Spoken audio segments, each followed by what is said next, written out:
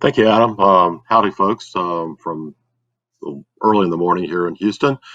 We have a great panel put together. For the next 15 minutes or so, we'll talk about cybersecurity. So I will get out of the way and let the panelists introduce themselves, and then we'll get into the questions. So, Eric, why don't you start off there, since you seem to be next to me on the screen. Yeah, thanks, Mike. Happy to do so. So, hi, everyone. My name is Eric Devoy. A bit early in the morning for me as well. I'm coming to you from Chicago in the U.S. I work for BP as a principal security architect, and my team and myself's primary focus is protecting BP's industrial assets or automation systems. So this is anything from a refinery, a chemical plant, or a pipeline, or a drilling rig. And more recently, as we're reinventing ourselves, as we're reinventing the company, it also includes things like solar panel power generating facilities, wind farms, even substations that are used to power some of our EV charging points. So myself and my team are responsible for the security strategy, and then really getting after that strategy and implementing security improvements to protect these critical assets for BP. So looking forward to the conversation. Thanks, Eric. Jasem? Yeah, you can hear me, right? Yes, we can. Yeah, hi. Yeah. I'm Jasem. Yeah, I'm working for Wintersall Dea in Hamburg. I'm originally from Libya, but I'm sitting here in Hamburg working with the digital transformation as an OT referent architect. Actually, I'm from an IT infrastructure background. So what we are doing here, we are setting a global standard for our OT infrastructures, and we are enabling our digital solutions providers and enabling all our applications to connect to our OT networks, IoT devices, extracting data from the IT network and make it available for analysis and all other different applications.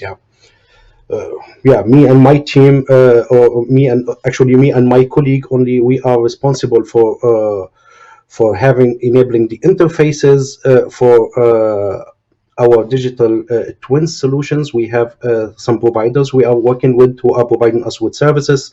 So we are making sure that our OT network is complying to our cybersecurity policies.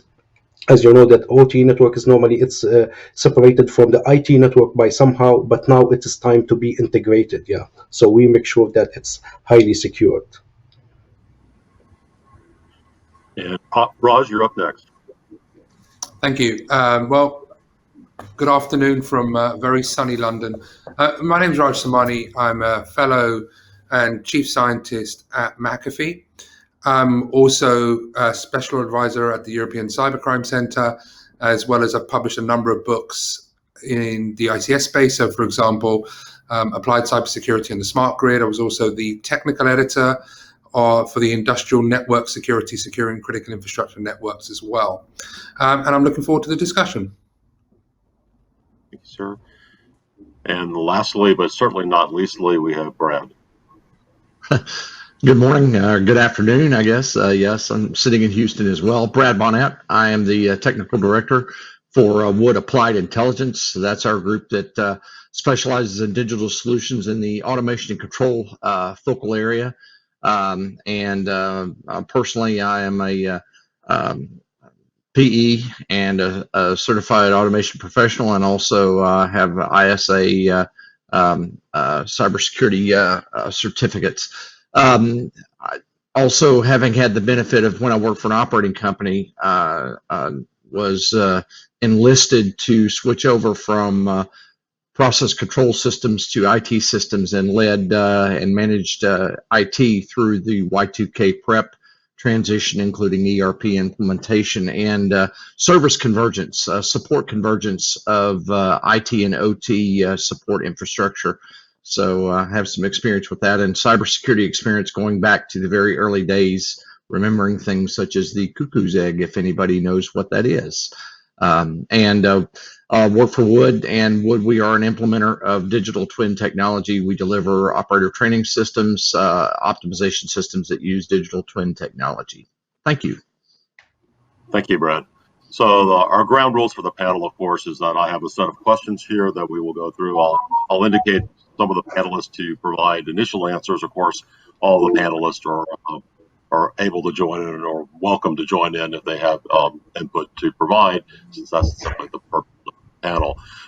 Those of you that happen to be watching, if you have your own questions, if you could drop them into the chat, we'll have some time toward the end of the panel to pick those up.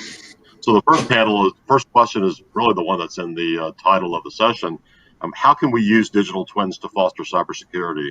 And Brad and Eric, you had some info when we had the pre-meeting earlier last week. Yeah, so I'll start, then I'll tag team Eric in, I guess. One of the greatest benefits of digital twin and one of the longest legacies of digital twin is use as an operating a training simulator for operators. And in my opinion, we look at the cybersecurity triangle. We've got technology on one side, we've got process and procedure on the other, and then the bottom of the triangle is the people. And my model is that that's actually not a straight line, that's a teardrop shape. That's the soft underbelly. And we find many cases in which we invest heavily in technology, and still it's what is often termed the Maginot Line effect, where an attacker just goes around through the weakest element, which are the people. And as much as that's also the most exposed element, that's also probably the least leveraged element in most organizations.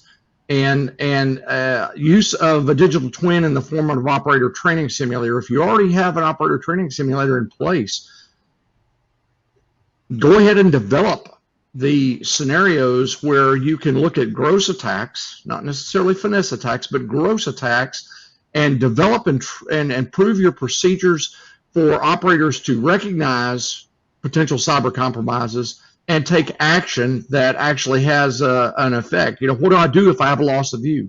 What do I do if I have evidence of a loss of control in my system? What are my actions, and how do I secure the plant if I cannot trust my control system layer? So that's one area that probably is the lowest hanging fruit, in my opinion, of use of digital twin for cybersecurity, and that's in the response, the recognition, and the preparation of operation personnel and procedures. Eric, you want to comment on that? I know that BP has recently actually done this in some of the newer facilities. Yeah, no, I think it's a really great point, Brad, and really wanted to comment on your point around the people as well. I mean, I think we recognize the fact that we're not going to be able to stop all cyber attacks, and we really need to be good at detecting and responding to those in the appropriate way to minimize any sort of impact on the company.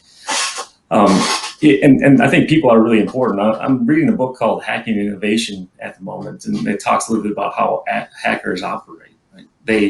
They run small experiments, they fail, they continue, and they persist. And I really encourage my team to do the same thing, really, to focus on experimentation. How can we improve? How can we be more agile in the way that we improve? And I think we need to work a little bit more like the hackers do to be able to improve our behaviors and our agility and how we defend ourselves against those types of threat actor groups. And I really see the digital twin as really being a tool to help facilitate that new way of working, right? That more agile way of working. To do things like you said, Brad, right? To really understand in the digital environment, what's our vulnerability, what's our risk, what's our exposure, and really what can we do about it? So yeah, definitely agree with you. Ross, Jason, anything to add on that one? Yeah, I agree with Eric and Brad. Yeah, but maybe in addition, I would say that digital twins, they meant to mimic what happened on the physical assets in a planet or something like that, and it provides us in a digital way. And when it is really implemented with cybersecurity in mind, then it will be a big asset to protect against cybersecurity attacks. And then it will have a better visualizations of what's happening on the cyber side. It will show you immediately alerting and early notifications. So you can have much out of it if you have considered cybersecurity during the implementation of the digital twin. Okay. I'm going to try and Yeah, so Please. I actually want to disagree with a lot of what's been said, and not because I don't believe they're correct. Actually, I think everything that's been said theoretically is absolutely the right way to be thinking. But the hackers out there, and sorry, I don't like the word hackers because I know there's a lot of debate, but the criminals that are out there compromising networks aren't very good. I mean, they are noisy when they're inside the environment. You take, for example, any number of, you can take DarkSide as a great case in point. The number of tools that they use inside an environment to perform lateral movement, like there are more lights going off than my Christmas tree. Like it is just blinking lights everywhere. And the reason that they're successful is because any organization has way too many alerts, way too many events to correlate and try and understand. That's why most of these attacks are successful. And, we live in a world and in an environment where you can get access to most organizations using a password of 1, 2, 3, 4, 5, 6. And we all laugh and chuckle at that, but we all know the reality of that. And so I would argue that whilst in theory, I absolutely agree with everything that's being said, we have to we're looking to replicate an environment that is barely looked after, barely monitored, barely managed, and we're looking to replicate the same issue there. And ultimately, this is the paradox. Is a digital twin good for security? Well, from an availability perspective, possibly, but from a confidentiality perspective, possibly not. And so that's the ultimate paradox we have in our industry is that the answer to everything in our industry is maybe. And there is no absolute yes or no here, because it just depends upon how mature you are, the governance that you have, et cetera, et cetera. I agree, Raj, and I think that's a really important point. Before you can take any credit or have any credibility of a digital twin being a tool for cybersecurity, you've got to actually be following cyber design processes as you implement it.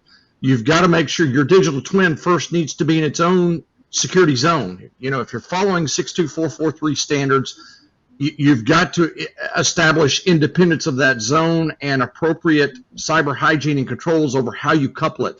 Because honestly, a direct live coupled digital twin to the process is probably of no value at all, because it's going to suffer the compromise simultaneously to your live system.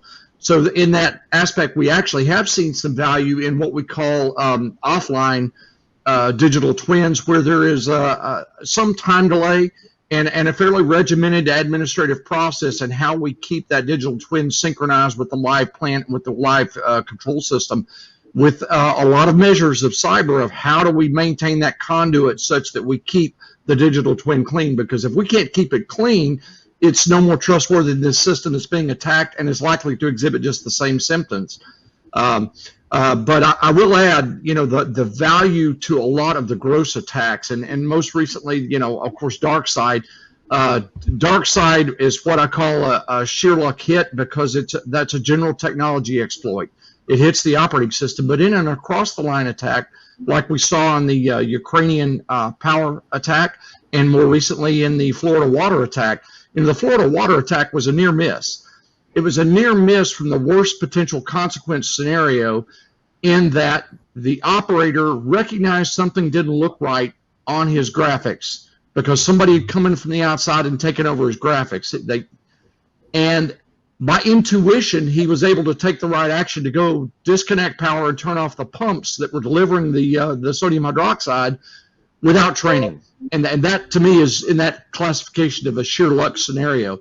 And what we're talking about is actually taking that OTS, and we do these gross attacks. Agreed, a digital twin, a subtle attack, a hyper-engineered, state-sponsored level attack is probably going to be so subtle we're not going to get. But these gross attacks that we're seeing of somebody coming in from remote access, grabbing a graphic and starting to just monkey with things, which actually proved very effective in the Ukrainian power attack, those are things that we could train operators to recognize. And there are so many things that we just don't sensitize operators to recognize when something is wrong and you don't trust it. But then what do? If I cannot manipulate my control system from my graphics, how do I begin to orderly shut down the plant? Do I use my ESD switches? Do I have to go to switchgear and those type of things? And asking those what if questions beyond the HAZOP environment, actually at the operator preparation and response level. And Brad, I think that's a great point. I think that's what we're doing at BP. I mean, I don't disagree with Raj, right? There's no kind of silver bullet here. But when we talk about cyber digital twins and operator training simulators, we're leveraging those so we don't have to count on luck and that intuition, as you described it in the Florida water attack, where we actually have cyber scenarios built into the OTS that actually run without the board operator's knowledge, so we can test that the board operator's ability to respond in a way that they were trained to do so. And so that can include things like ransomware, loss of view, loss of control type of attacks. And sometimes when we run these, maybe they don't follow the set procedure, but that's a learning opportunity, which eventually starts to change behaviors, because it's actually something that's pretty memorable to those operators, right, when they go through that simulation. So I think it's a tool in the bag. I don't think it's a silver bullet, but I definitely think it's a tool in the bag to help change people's behaviors. And I'm a big believer that our people are the first and last line of defense in what we have against cyber attacks. So I think it's a valuable tool. I like the I honestly, I love the use case for training. I love the use case for testing. Predominantly, if you're going to be predominantly you would expect the main automation contractor to provide verification and testing for new updates. And I think, the role of a digital twin as a testing scenario, as a training simulator, I think that's simple to do. Like, I use the word simple to do, but it is something that is easier to do than what I would regard as something we do need to move towards. I mean, having a like I think, Brad, you mentioned, like a fully synchronized digital twin stored in an offline capacity with synchronous updates done not in real time, but as close as you can without a live connection. It is something that we should be moving towards. But I kind of look at a maturity model, and the maturity model will be, well, most people are here, but actually where we need to aspire is here. And so maybe these are the stepping stones towards that kind of panacea that we're discussing. Yeah, I think you are right. Go ahead. Yeah, I think you are completely right. But when we talk about digital twins and offline solutions for digital twins idea, it's built about connectivity and enabling the service providers and different applications to connect to the data and OT networks, so they can provide you with better values from your data and different services. Yeah. So it's if we can say that if it is used to foster cybersecurity here, from my perspective, I would say that sometimes in the previous world, in the OT network, it was completely separate from the IT somehow, like a process networks and so on. There are service providers who are installing their equipment, and they have it installed in a process network or an OT network, we call it. And they are completely out from our cybersecurity policies. When we have a digital twins in place, we can have better observations of what's going on in our OT network. So then we can enhance and work. There will be never 100% solution for this. And the digital twin, it's also not different than the physical assets. It needs to be protected as well. So I will throw another little twist in. Let's talk about leading edge of use of digital twin technology. There actually are some cybersecurity solution providers that have actually piloted and have products available that basically use artificial intelligence to develop a behavioral model you actually run in parallel. It may be not, most of our digital twins are state-based, empirical. They may even be using CFD, but still they have some basis in physics. But there are some companies that are offering solutions where they actually take a machine learning AI type model of your facility. It doesn't care what the laws of physics are. All it recognizes is behaviors. And you use that to run a baseline of a benchmark of your facility. And it becomes an anomaly detector, and it's telling you that given the current combination of inputs and outputs and commands you've given to the plant is no longer behaving like it should. Now, it's not necessarily good enough to tell you why, but it's telling you that your plant is no longer behaving like it should. And we've seen this also in some aspects of, it's great for things like equipment wear, pump performance shift, heat exchanger fouling.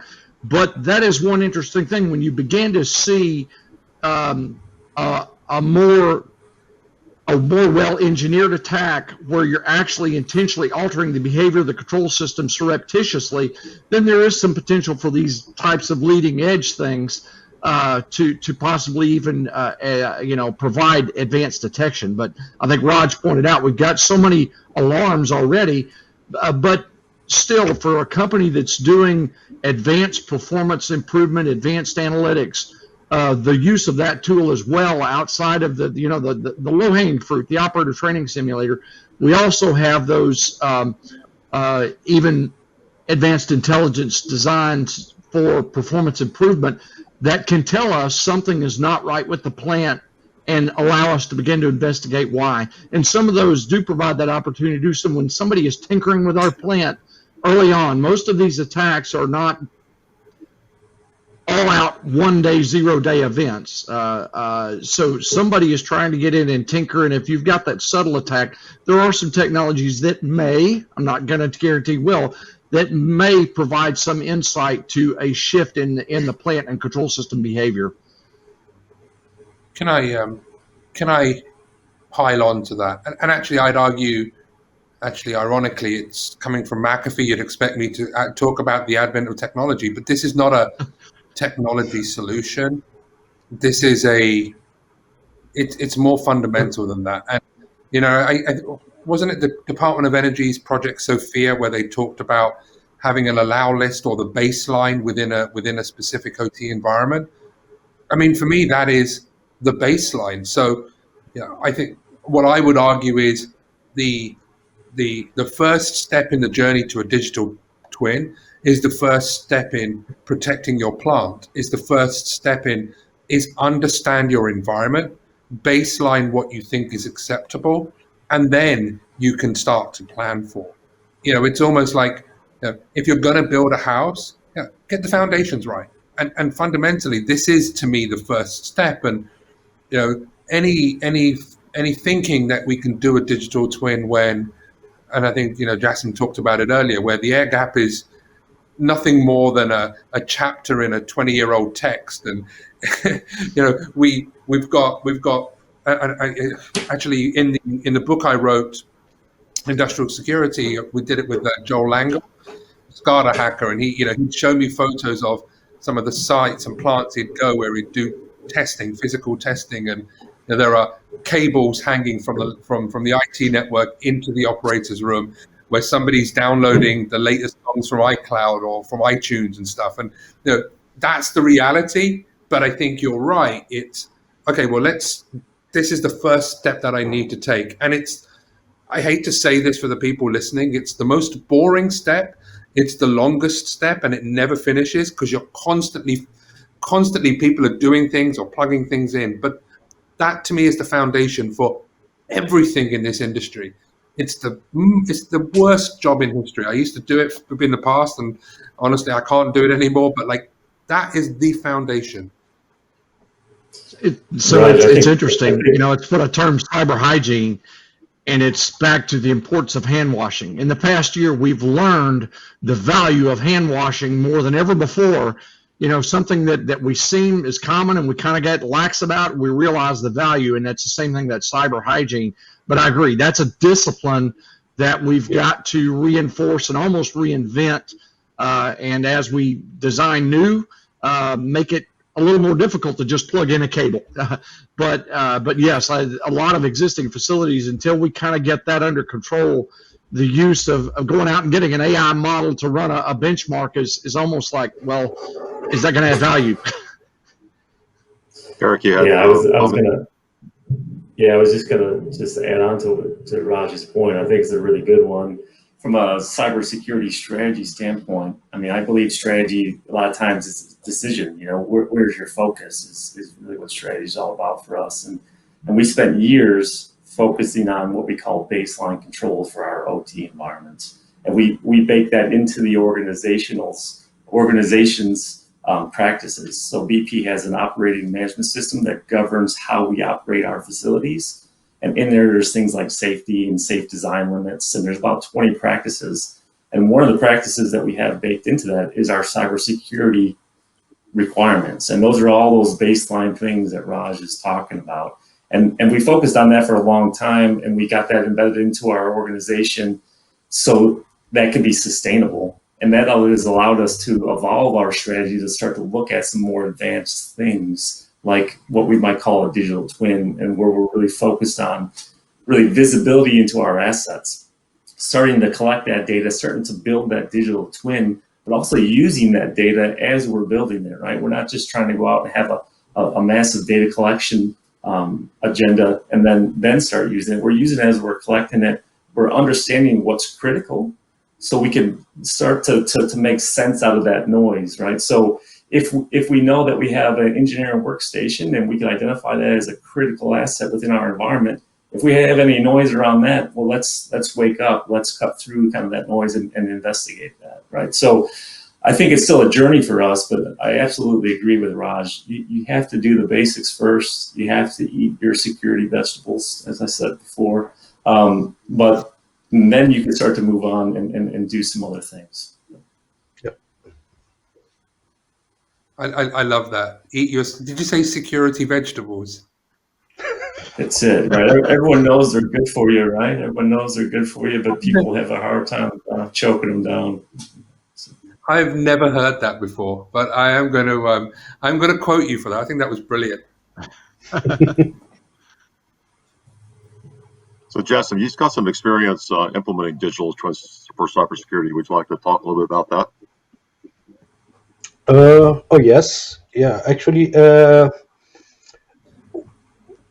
as Eric said, and maybe Raj, he mentioned also, then when you design a digital twin, or you plan to implement a digital twin solutions, then always have to consider the cybersecurity from the beginning. Because if you have forgotten this point, or you take it easy with that, then it will be much difficult in the future to continue with it. Because once you started with the digital twin, you will start scaling out, and you will start expanding and enabling others to access your network and make it more public. And then it will be more difficult for you to block it again, or to start tightening your doors, or you start blocking everything. Yeah, because it will be much difficult for you, because users got used to the digital twin. They start using it. They are seeing the benefits out of it, but it is not secure, and it is out there. And how would you secure it then? So if you didn't do it from the beginning, like implementing different security layers when you are enabling your data, never allow direct access to your data.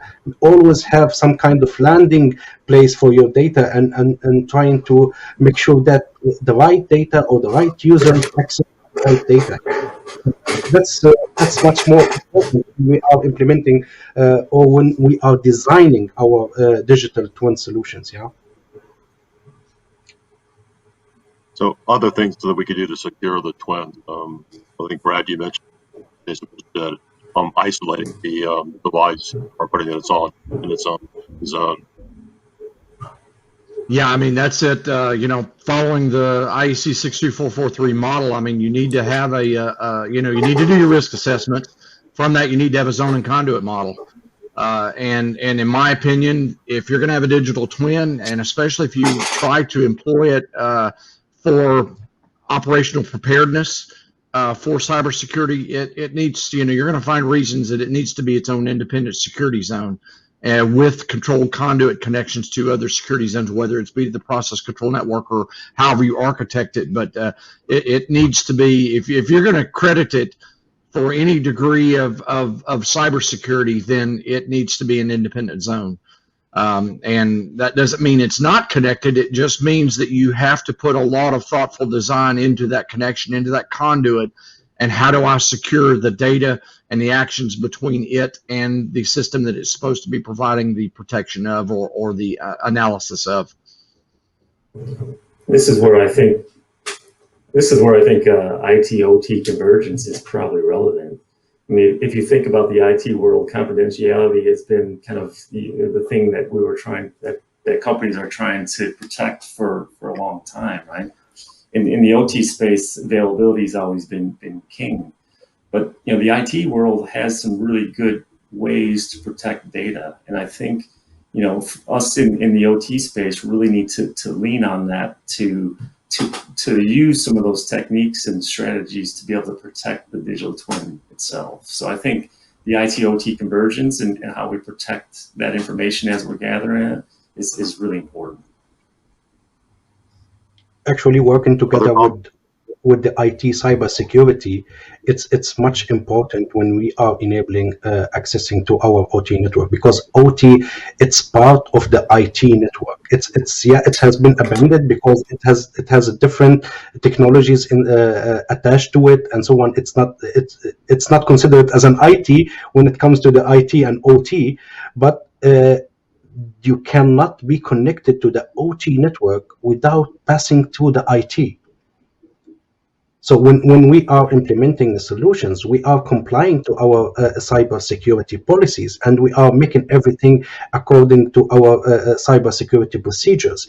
And on top of that, we have to secure also our OT network individually as a second layer after the IT security. So we have the IT, they are protecting the whole network, the whole umbrella is protected by IT cybersecurity, and then there should be another protection for the OT network itself. Any other comments on that one? Yeah, so I do want to call out the elephant in the room.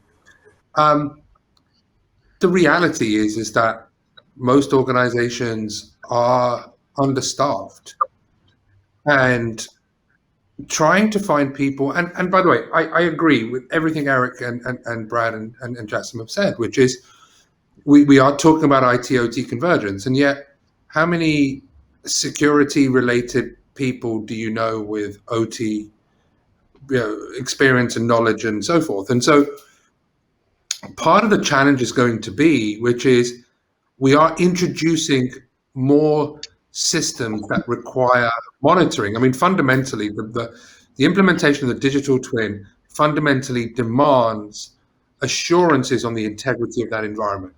Otherwise, it's completely wasted, right? That is the number one fundamental thing we do.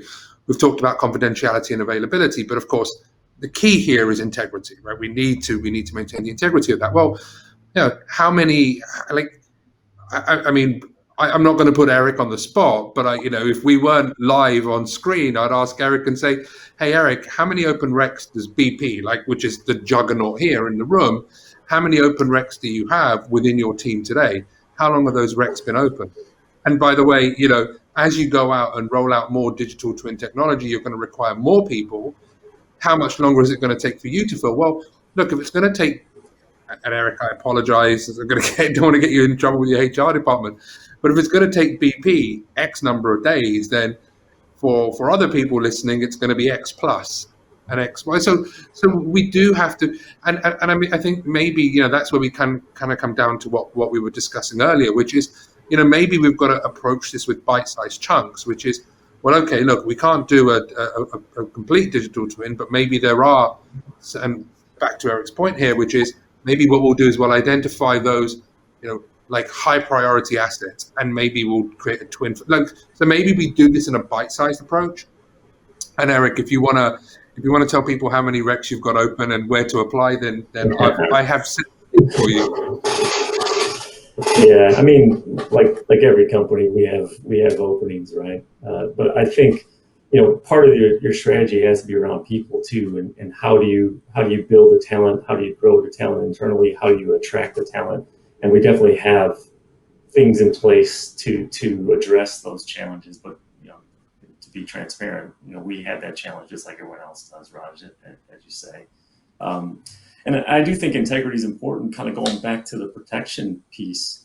But a lot of our intelligence says that there's not a lot of activity trying to do harm to our OT environments at the moment. There's not a lot of attackers that are aiming to do harm, but there's a whole lot of adversaries, I'll call them that, that are trying to collect information about the OT environments, right? So, the number of bad guys that are really starting to learn our environments is growing. So this is, the digital twin is a gold mine for those that are out doing the recon to try to learn our environments. So absolutely have to have the right protection around that data. I think one of the other things is a fundamental mind shift, and I think this is really important. For years we've kind of gotten comfortable and we've developed a level of trust, what I call inside the fence. If it's inside the fence, then I trust it. And I've been on I'm on some other committees, some industry committees for security, and hearing from the real security professionals, I think their point is that we've got to develop an adversarial mindset ourselves. And we've kind of got to reform ourselves from that trusting mindset. Well, we design it and it works like this, to if I wanted to damage this piece of equipment or this process, what would I do?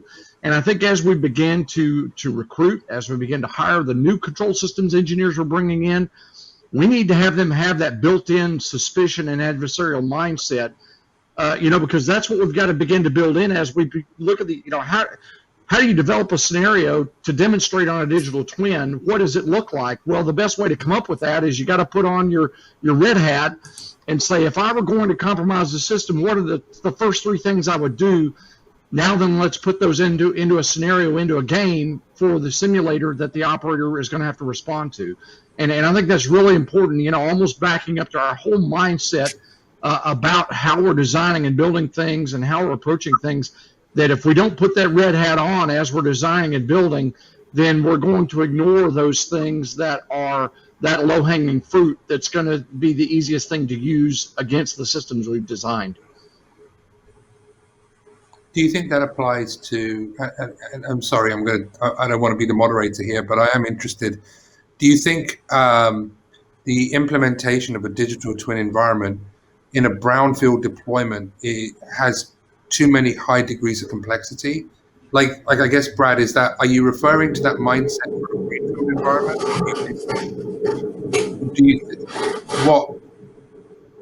What needs to be done within a brownfield environment, I guess? Is it the same mentality?